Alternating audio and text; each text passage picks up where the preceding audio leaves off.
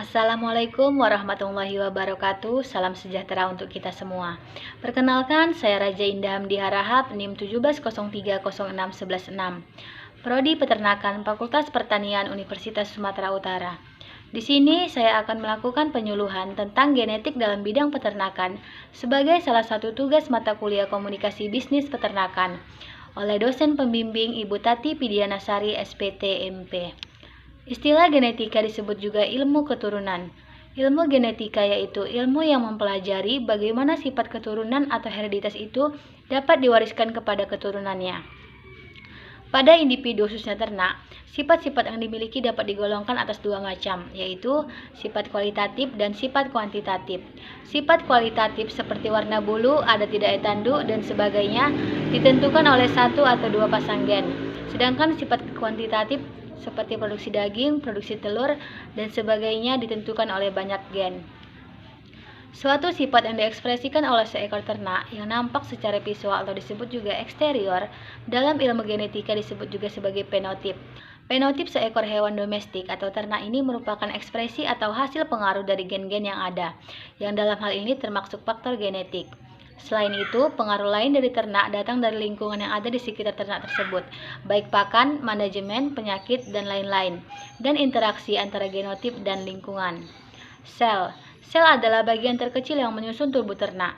Kebanyakan sel tersusun oleh dua bagian utama, yaitu inti dan plasma sel.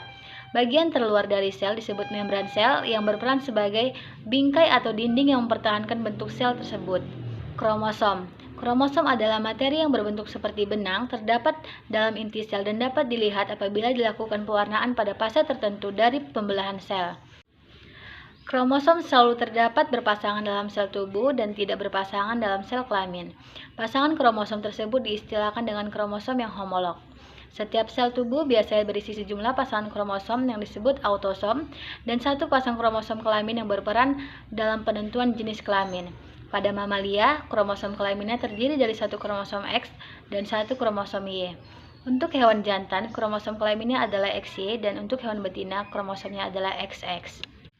Pembelahan sel ada dua macam, yaitu meiosis yang terjadi pada pembentukan sel kelamin atau gametes, sehingga diistilahkan pula dengan gametogenesis, yaitu spermatozoa dan ovum, dan mitosis yang terjadi pada sel tubuh. Suatu individu akan terjadi akibat pertemuan antara sel kelamin jantan dengan sel telur yang diistilahkan dengan terjadinya fertilisasi, membentuk satu sel tunggal yang disebut dengan zigot. Zigot ini kemudian membelah menjadi dua, kemudian menjadi 4, 6, dan seterusnya, dan pembelahan ini yang disebut dengan mitosis, membentuk organ-organ tubuh dan akhirnya menjadi satu individu lengkap dan lahir menjadi makhluk atau individu baru.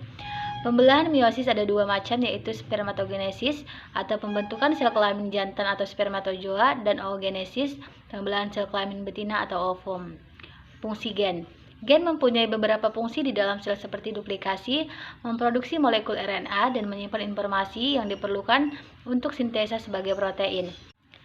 Gen berperan dalam memproduksi semua protein dalam tubuh ternak, dan protein mempunyai fungsi yang vital untuk kehidupan ternak. Protein terdapat pada semua bagian tubuh ternak seperti daging, organ dalam, kulit, bulu, wol, tanduk, kuku, sel darah, dan lain-lain. Demikianlah hasil penjelasan saya, lebih kurangnya saya mohon maaf. Saya sudahi dengan wassalamualaikum warahmatullahi wabarakatuh.